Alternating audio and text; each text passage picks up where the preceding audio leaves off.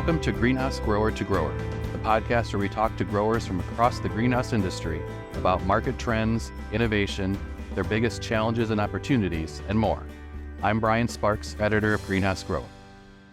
The Firefly bioluminescent Petunia has captured attention both inside and outside the floriculture industry for its ability to bring natural illumination into homes and gardens. But where did it come from? How is it changing the game in plant genetics research? And perhaps most importantly, when and how will growers and consumers be able to find it? In this episode, I talked to the team at Rooted in Solutions, the exclusive licensed distributor of the plant in North America through a partnership with Light Bio. Rooted in Solutions is led by industry veterans Susie Raker and Casey Stanton of Raker Roberta's Young Plants in Michigan, along with Jim Devereaux of Green Fuse Botanicals. Here's our conversation. So I want to get started just by talking about the idea of the Firefly Petunia. Where did it come from? Why? And then how did that eventually lead to, the creation of Rooted in Solutions then? Bioluminescent plants in our industry, it's not a new concept by any means. I mean, I've talked since Firefly had come out, you realize how much work has actually been done to try and bring a commercially viable bioluminescent plant to the industry. And I was actually talking to Keith Wood, who he is one of the scientists that worked on Firefly a little bit. I was asking him, like, how does this all work? How did it come to fruition, and why a bioluminescent plant? And why is this your life's passion? It really is a passion project for Keith. And he has always wanted to be able to put a genetically modified organism into an everyday person's hand. Mhm. And he's always been intrigued by the concept of bioluminescence. And like, he spent pretty much his entire career at the side project working on this. The concept for a bioluminescent plant came around like 40 years ago from research that Keith was actually doing at UC San Diego. And that's when they created the first bioluminescent plant. I believe it was a tobacco plant because they often use tobacco plants because they're quick to grow. And ta-da, today, 40 years later, we've got this Petunia. So the science has come a long way in that 40 years. First time they did it, they actually isolated the gene responsible for making fireflies light up, but that didn't really work well with the genetics of plants. And so as that process evolved, they zeroed in on this bioluminescent mushroom from Central America. And it was easy to insert the DNA from that bioluminescent mushroom into the plant. And so here we are today. Not a new concept. It's been something he has worked on for a very, very long time, but other people have also done a lot of research. I mean, if you do a Google search on bioluminescent plants, there are a bunch of different angles that have been taken to get to where we are today.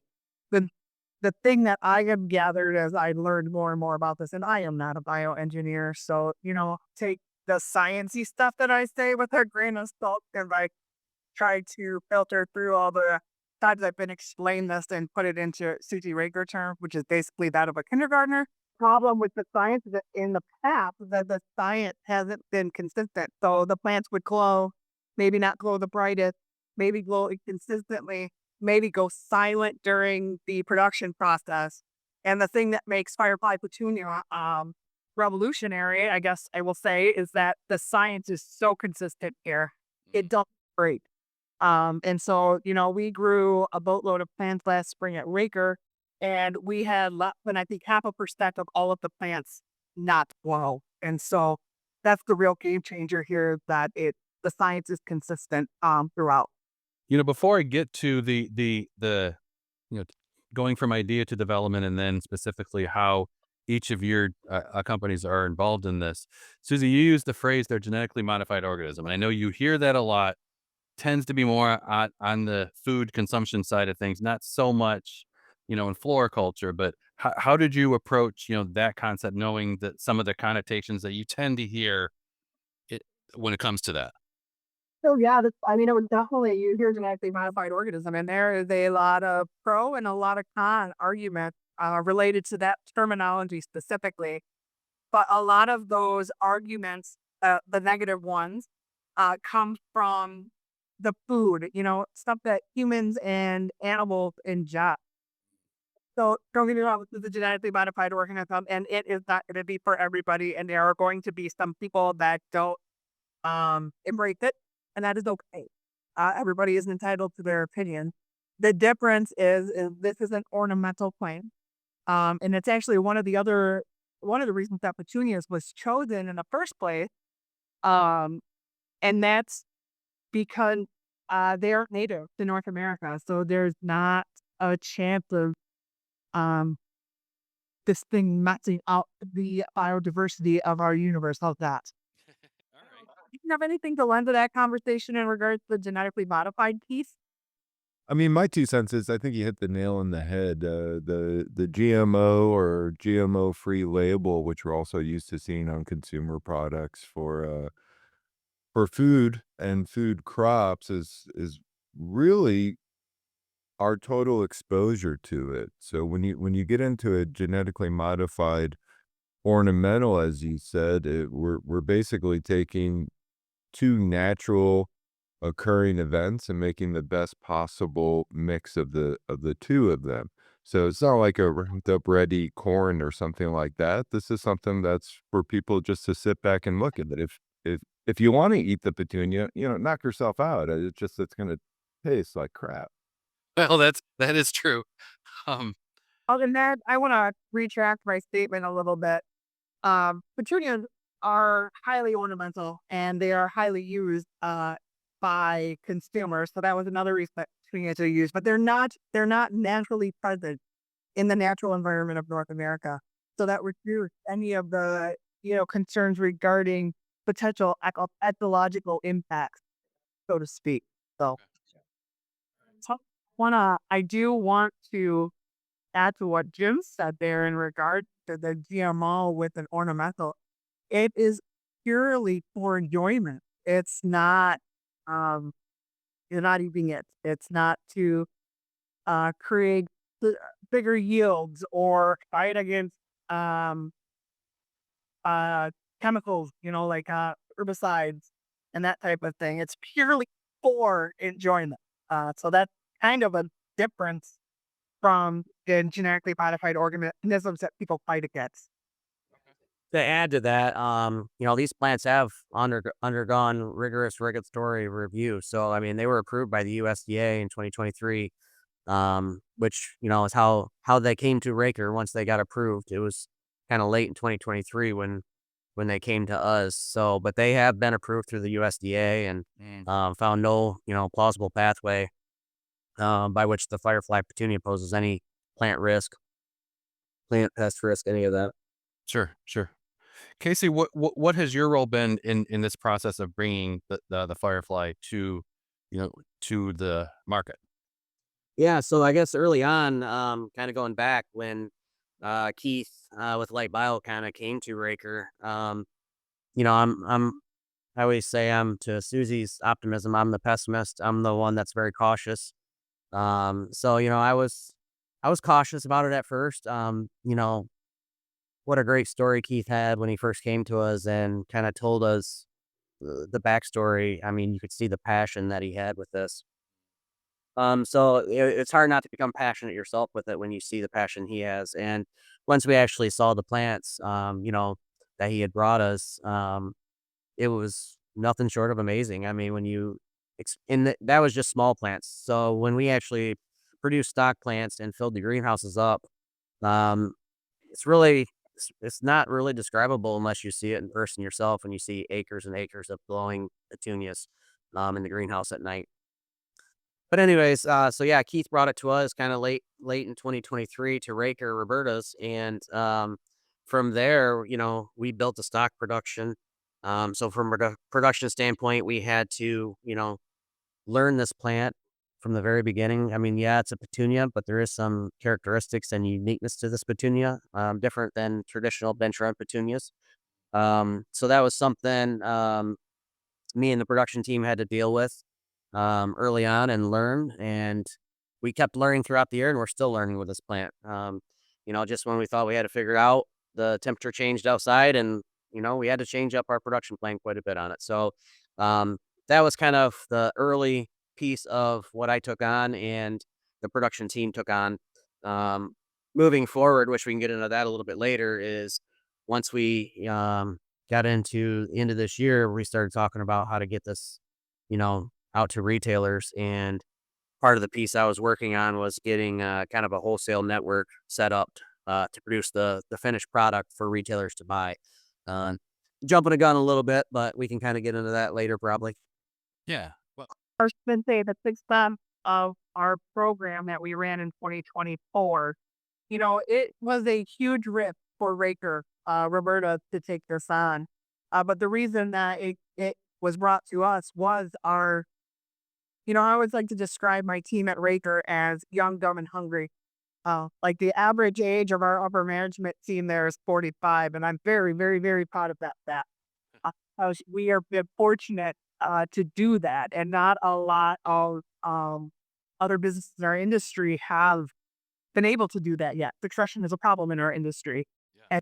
And we are set up for the future. And so, we're young, dumb, and hungry. And you get presented with an opportunity like this. And, we were a little skeptic ourselves, but I will tell you the first time that I saw that plant at, at night, it is, I don't use the word magical. It is Susie Raker. The word magical does not come out of my mouth. I am not, it's just not who I am. I'm pretty business oriented, black and white numbers. This plant it is magical. And so although we have had a tremendous amount of hurdles, which Casey and his production team have been essential in getting us through those hurdles over the last year. And um, it is still the first time that a commercially viable glow in the dark plant has been made available to the public.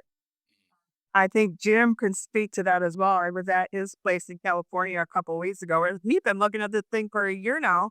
And I can still go into the greenhouses and I can just stare and be mesmerized by how cool this plant is. It is not a new pansy. It is not a new impatient. It is truly something unique and different that nobody has ever seen before. And that alone makes it worth the risk, in my opinion. yeah. Well, and that speaks to the importance of innovation in the industry, which I definitely want to get to here at some point. Jim, let's talk about your role and then Greenfuse's role in this process as well. Mostly I just pay the bar bills, and then besides that, I just kind of split in the middle.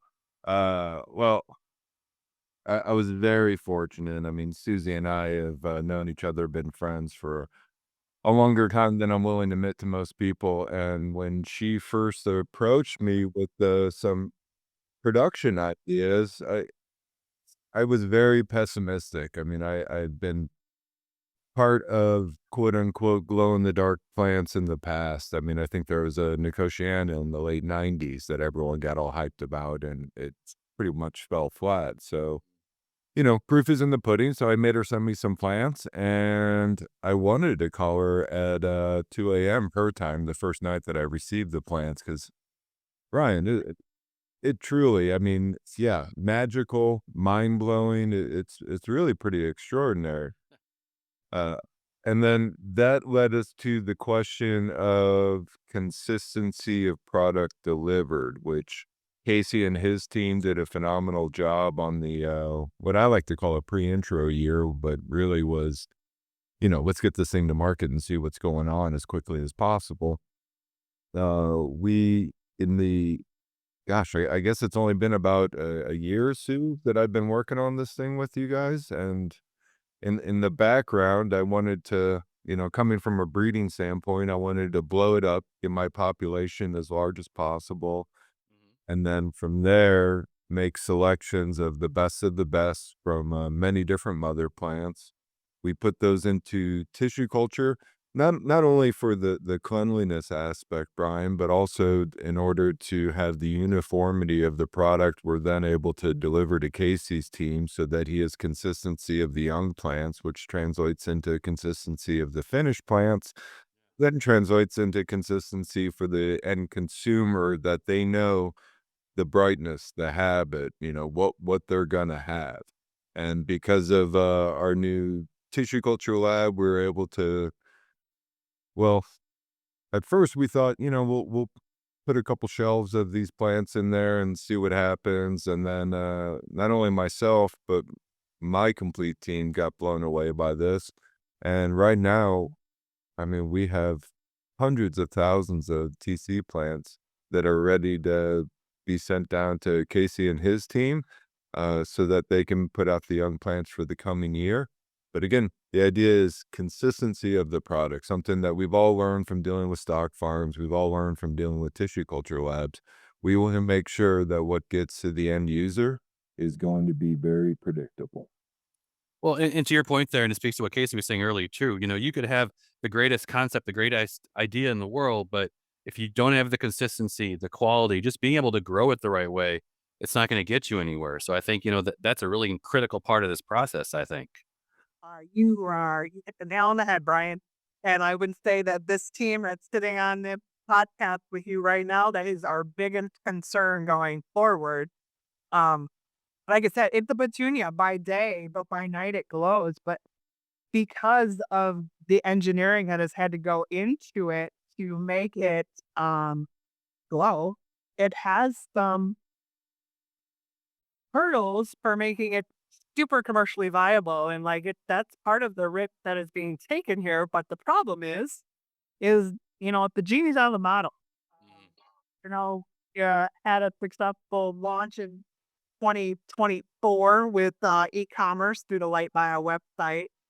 And we produced 4 times what our initial forecast was, and without an issue sold every last one of them at a very high premium. And so then we start moving into 2025 and what's the plan and how do we get the industry involved in this? And the biggest concern we have is making sure that it is successful at retail, because if it's not successful at retail, it's dead in the water before it even gets a chance. So that's, I would say, probably this team's biggest concern as we're moving forward with launching this product.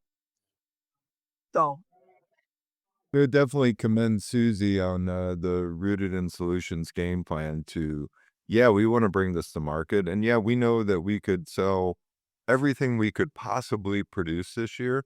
But we also want to make sure that we could extend this for many years to come. So the idea of a methodical process was delivered by Susie, and it's a great one. It's a great one to ensure that we have a strong product in 2024, 25, 26, 35, so forth and so on. Yeah, yeah. Well, let's talk about that process then, the role of Rooted in Solutions as a brand now, and then how that will help bring this not just to growers, but to retailers and consumers as well.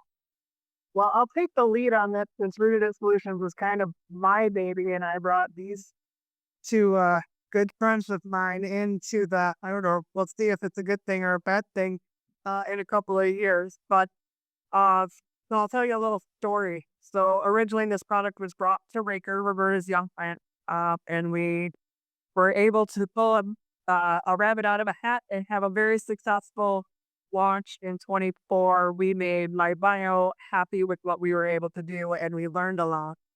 I actually went out to visit Heath in Idaho. Heath is one of the developers of the product.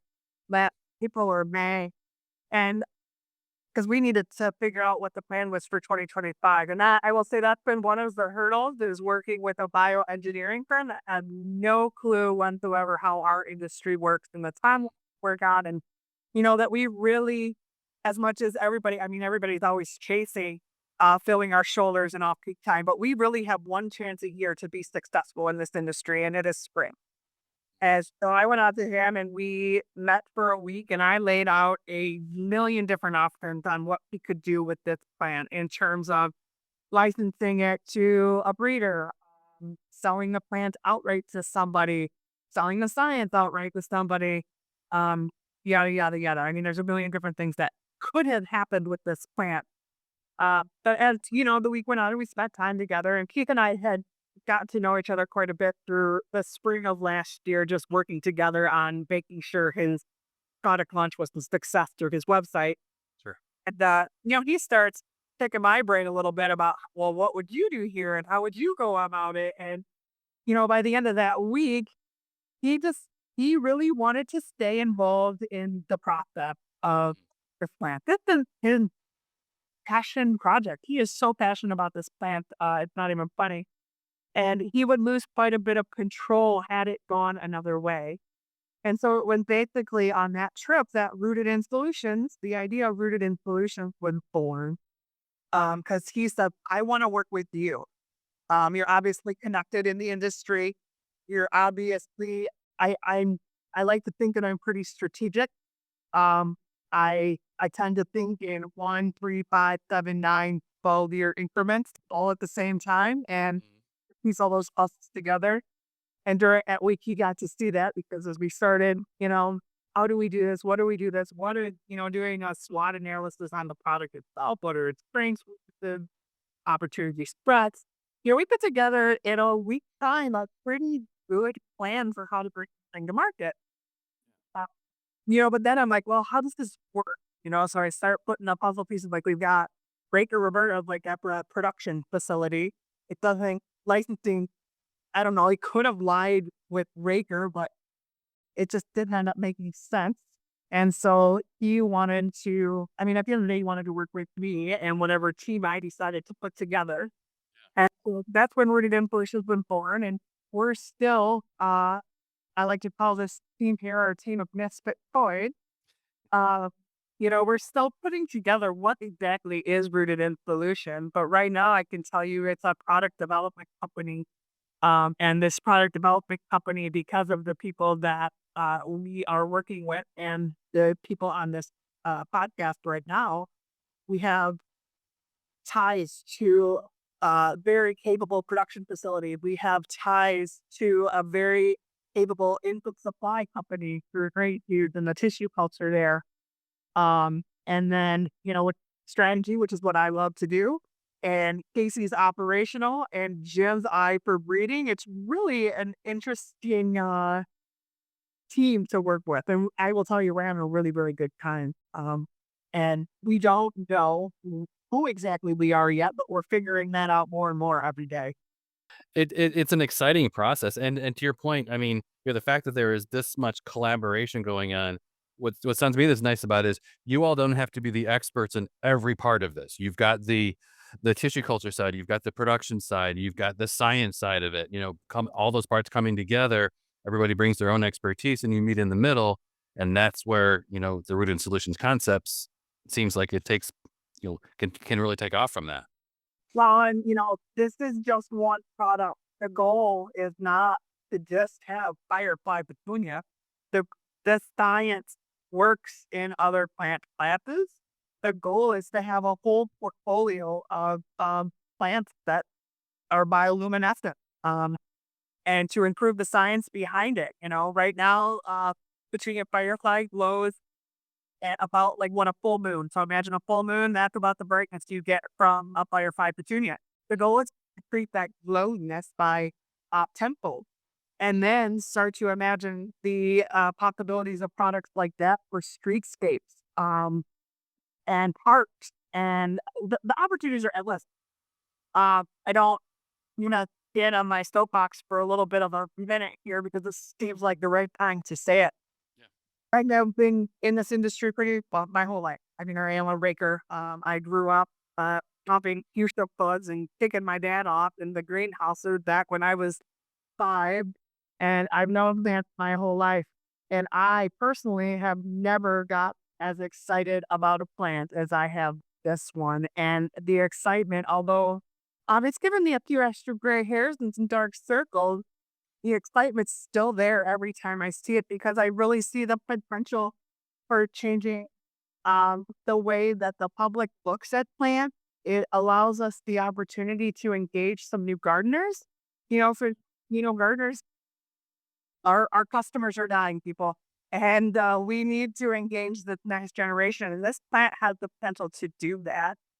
And the other thing that I see about it, I'm going to put my industry hat on. And I've been involved in a lot of different organizations in this industry, bid from Michigan Greenhouse Grower Council, American Hort. I know the problems in our industry, and one of the problems in our industry is creating value. This plant gives us a springboard to create value. And that is one thing as we put the strategy together for Firefly and bringing it out to the market is making it so that every person that touches this plant has an opportunity to make a few extra pennies. And so we aren't fighting over tenths of a cent, which is what happens with impatiens and pansies and a lot of other crops. And so I know that that phenomenon won't last forever, but we have the opportunity to ride the potential to create some real value for people, for everybody that touches this plant through the supply chain. Well, and to your point, with margins being so tight now, I mean, that piece of the puzzle can be awesome for everybody who's involved in this. So, I definitely can see that. The thing is too, and this is one of the biggest hurdles we are working through as a team here is, it's the economics of this thing. And because it's not, it is revolutionary. It does deserve the price point that it has. And our industry is traditionally extremely fiscally conservative. And that has been, I would say, one of the biggest hurdles we've gotten across. Not that people aren't interested, but because of what we're trying to do here, the value we are trying to create, it creates a lot of issues, especially for producers in the industry from a cash flow perspective. And I get that. I am a producer myself. I understand cash flow needs and how that all works. So, talking about some of the hurdles we're up against, but I also refuse to give in and put this product into the traditional box that our industry puts things into. I push against being just like everything else every single day. It would just be easier to pull this out and roll this out in a traditional way, but it wouldn't give the plant the justice it deserves. I mean, you got something different. You got to take a different approach to it. So I definitely can appreciate that. Jim, were you going to weigh in on that too? Yeah, I mean, I think the something that's actually taken me a long time to get my head around, and Susie and Casey and I have discussed it, but this is a petunia, right? It doesn't during the daytime, maybe it doesn't totally blow you away. It's a white petunia. But what we have here is not necessarily an annual petunia. It is a classification of bioluminescence that hasn't occurred before. This is an entirely new category of plant. So we're all used to talking about annuals, perennials, potted crops, tropicals, these sort of things. Well, Brian, it's pretty cool. Now we have bioluminescent as part of that category. So if we're going to pigeon-toe ourselves and get locked into the idea of this annual petunia that glows at night, we're going to be short-serving the process Dr. Wood and everyone else has done. We are looking to expand upon a bioluminescent category, and that has a great value to it. And for the consumer, for the grower, for us all. I mean, Susie just kind of rolled over the idea of bioluminescence in landscapes, but damn, man. I mean, that's I don't know what else you want. Do you have a better idea? Yeah, shoot me an email because I think that's the coolest thing I've ever heard of. Oh, I love that. And what you're saying there, just going back to innovation speaks to the importance of that. And I want to get all of your take on that, as you look forward, this industry, through the COVID-19 pandemic saw this wave of new consumers coming through and some of the challenges that we've seen since then, you've kind of seen those ebbs and flows over the years. What you need is a way to keep those people coming back for more. And if this is your way to do that, really one of the ways to do that, I mean, that's perfect.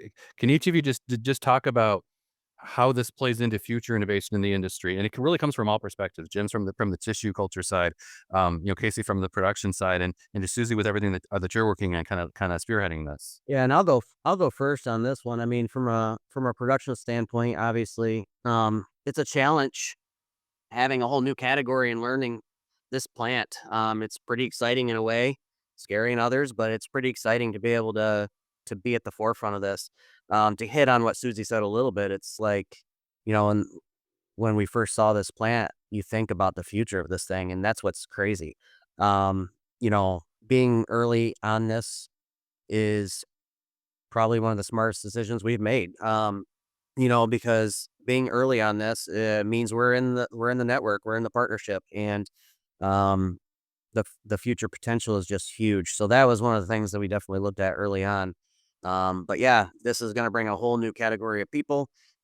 We've seen that on social media. If you watch social media at all on this, kind of read the reviews and read what people say. It's a whole different demographic, and we're talking across the board. Traditional gardeners, along with scientists, just everybody is pulled into this. One of the things that we also I don't think hit on enough is what this could do for our shoulder business. We talk about this. Spring is our big deal, right? That's when everybody makes their money. But this can be sold year round. This can be sold shoulder business. We did trials with Moss Greenhouse out in Idaho, and they did it after their Mother's Day sale, and they did a night event, which we can talk about a little bit later. And they brought in just a whole different demographic of people that they've never seen before. So yeah, this just opens up the market that we've never seen in this industry.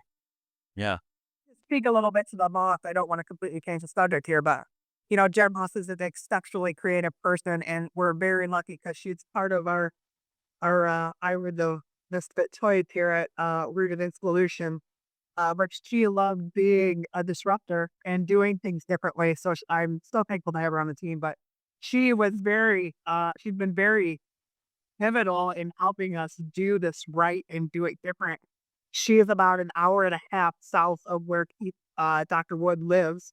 And so she was a good partner to have here because he could get down there and see it. But she had this idea to throw an Illuminate the Night event. And she brought in some vendors.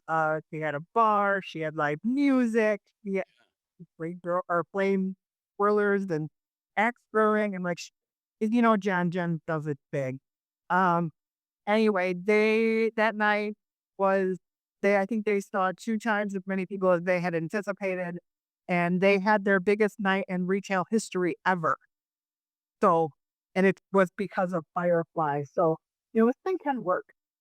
Yeah. Yeah.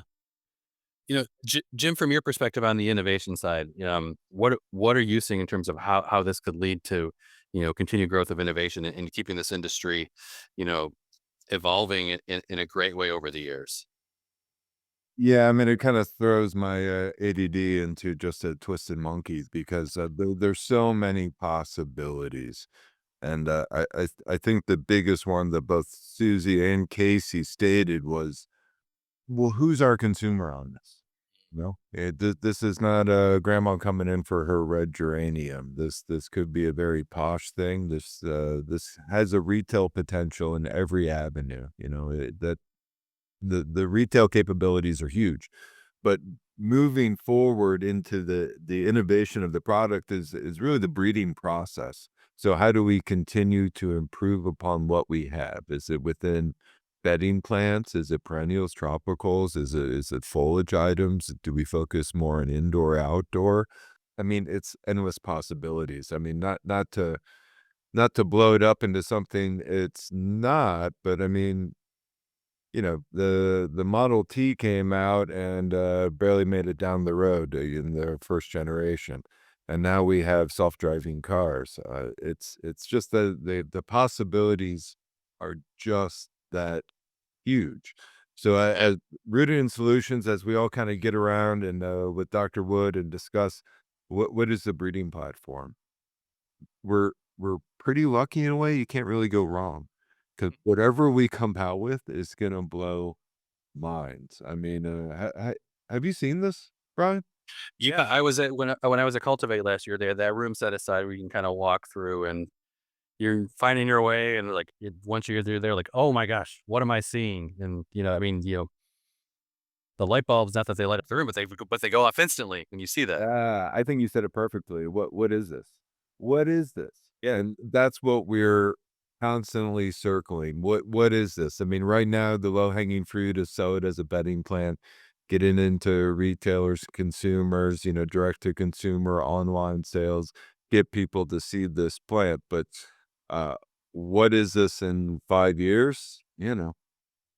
Is this more focused on houseplants? Is it more focused on shrubs? Is it focused on everything? The possibilities are endless, man. We're so fortunate to be in this position, even though I think we're all frayed a little on the edges over the past year of trying to get this to market and get everything done. But I I've never been more excited about a breeding program than I am with Petunia Firefly. And I'll say as just one side note, I have twin 15-year-old boys that are interested in little else besides sports, and apparently over the last 6 months, a couple of girls. But the big thing with them is they ask me questions every day, like, what's going on with it? Where, can we have some more? I bring them home plants, and they bring pimply 15-year-old boys in to look at these plants, and they're all blown away. I mean, these are kids that when I ask them to help me in the greenhouse, they always have something else to do until Firefly. I mean, when you're developing, that next generation of plant lovers, I mean, that's awesome. If this is the way to do it, I love it. Well, and two, I mean, when you make, a list by Time Magazine of, the top inventions of the year, I mean, you're doing something right there. So No, I wasn't a bad thing, was it? I would say so. One of the last things I want to ask, unless there's anything else that we didn't talk about that you guys want to discuss, is just if I'm a grower in this industry, if I'm a retailer, what do I need to do just to at least learn more about, what Firefly is and how I could potentially, become involved? So, for 2024, we did a soft release, is what I will call it. And we produced forage box and shipped them direct to homeowners, and it all came out of Raker. It was a very controlled environment. My plan for 2025 was to expand our e-commerce network past just the Light Bio website, and we have done that. We have 6 or 7 different platforms we'll be operating off of in spring of 2025 through fall of 2025. But we've also are working with a group of growers, wholesale growers that service independent garden centers. So the product from a brick and mortar standpoint is exclusive to independent garden centers for 2025.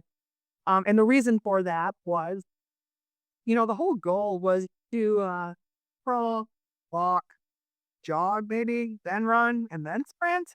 Well, that whole Time Magazine thing kind of took our whole plan and turned it on its head. And so we are going from crawling to running pretty fast overnight.